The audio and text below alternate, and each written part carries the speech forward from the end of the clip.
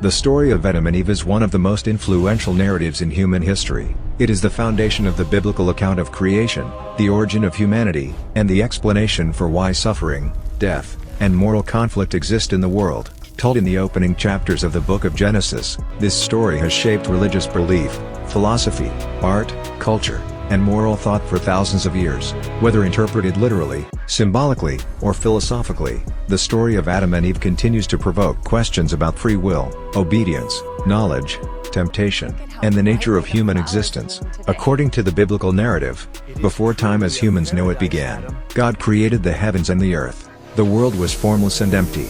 Darkness covered the deep, and the Spirit of God hovered over the waters. Through divine command, God brought order out of chaos, creating light, separating day from night, forming the sky, the land, the seas, and filling the world with plants, animals, and living creatures of every kind. Each stage of creation was declared good, but humanity would become the pinnacle of this divine work. God formed the first man, Adam, from the dust of the ground. The name Adam itself is deeply symbolic, derived from the Hebrew word Adamah, meaning earth or soil.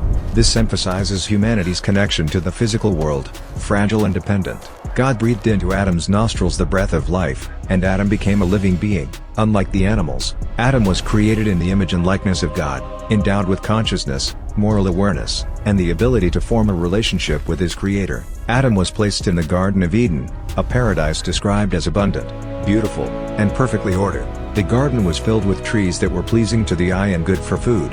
Rivers flowed through it, nourishing the land. Eden was not merely a place of physical beauty but also a space of harmony, where humans lived in direct communion with God.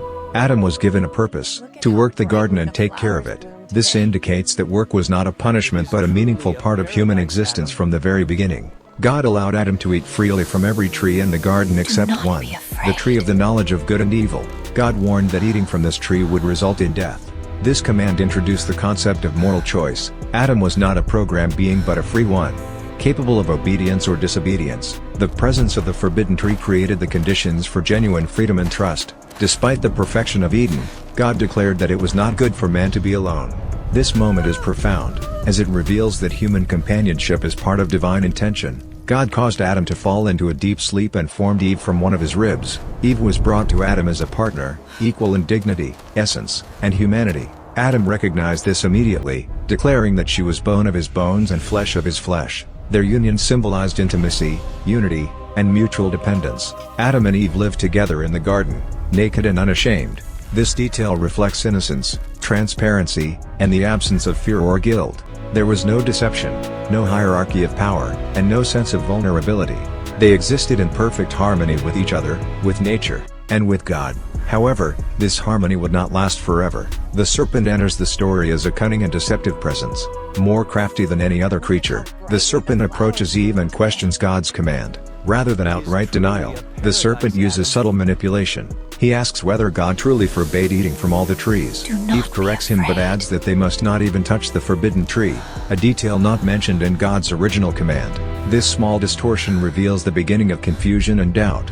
The serpent then directly contradicts God, claiming that eating the fruit will not result in death. Instead, he suggests that God is withholding something valuable, that eating the fruit will open their eyes and make them like God, knowing good and evil. This temptation strikes at the core of human desire, the longing for autonomy, wisdom, and control over one's destiny. Eve looks at the fruit and sees that it is good for food, pleasing to the eye, and desirable for gaining wisdom. These three aspects, physical desire, aesthetic attraction, and intellectual ambition, form a powerful temptation. She eats the fruit and gives some to Adam, who is with her. Adam eats as well, without protest or question. In that moment, everything changes. Their eyes are opened, but not in the way the serpent promised. Instead of enlightenment, they experience shame.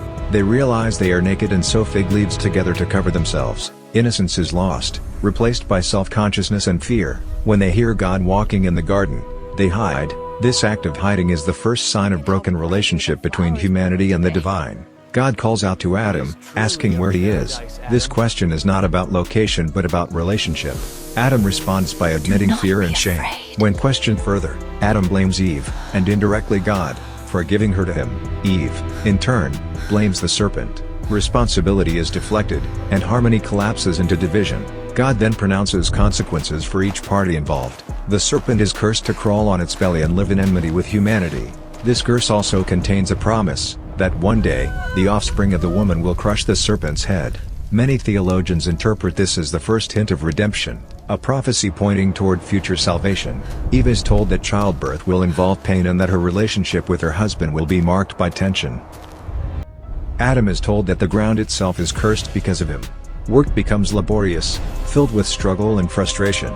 Death, once absent from human experience, becomes inevitable. Humanity will return to the dust from which it was formed. Adam and Eve are then expelled from the Garden of Eden. Cherubim and a flaming sword guard the entrance, preventing them from accessing the tree of life. This exile represents the separation between humanity and divine perfection. Yet even in this moment of judgment, God shows mercy by clothing Adam and Eve with garments of skin, replacing their inadequate fig leaves. This act suggests care, provision, and continued involvement in human life. Outside the garden, Adam and Eve begin life in a broken world. They have children, including Cain and Abel, whose story further explores themes of jealousy, violence, and moral responsibility. The consequences of the first disobedience ripple outward, affecting all future generations. Over centuries, the story of Adam and Eve has been interpreted in many ways. In Jewish tradition, the emphasis is often on moral responsibility and repentance. In Christian theology, Adam's sin is seen as the origin of original sin, with Jesus Christ portrayed as the second Adam who restores what was lost. In Islamic tradition, Adam and Eve are forgiven after repentance, and the focus is less on inherited guilt and more on personal accountability. Philosophers and scholars have also approached the story symbolically. Some see the garden as a metaphor for innocence, the tree as moral awareness, and the fall as the inevitable transition from childlike simplicity to adult consciousness. From this perspective, the story reflects the human journey toward self-awareness, with all its pain and responsibility. Psychologically, the narrative explores deep truths about temptation, choice, shame, and identity. The desire to be like God can be understood as humanity's struggle with ego and control. The fear that follows disobedience mirrors the inner conflict people experience when acting against their values. Culturally, the story has inspired countless works of art, literature, and music. From Renaissance paintings to modern films, Adam and Eve remain symbols of love, loss, curiosity, and consequence. Their story resonates because it reflects universal human experiences, the longing for knowledge, the pain of mistakes, and the hope for redemption. Despite its ancient origins, the story of Adam and Eve remains deeply relevant. It asks timeless questions. Why do humans make choices that harm themselves and others? What is the cost of freedom? Can broken relationships be restored? Is redemption possible after failure? In the end, the story does not simply explain where humanity came from. It explains who we are. We are beings formed from dust yet filled with breath, capable of great beauty and profound error. We are seekers of knowledge, wrestlers with temptation, and carriers of hope. Adam and Eve's story is not just about the past, it is a mirror held up to every generation, inviting reflection on what it means to be human.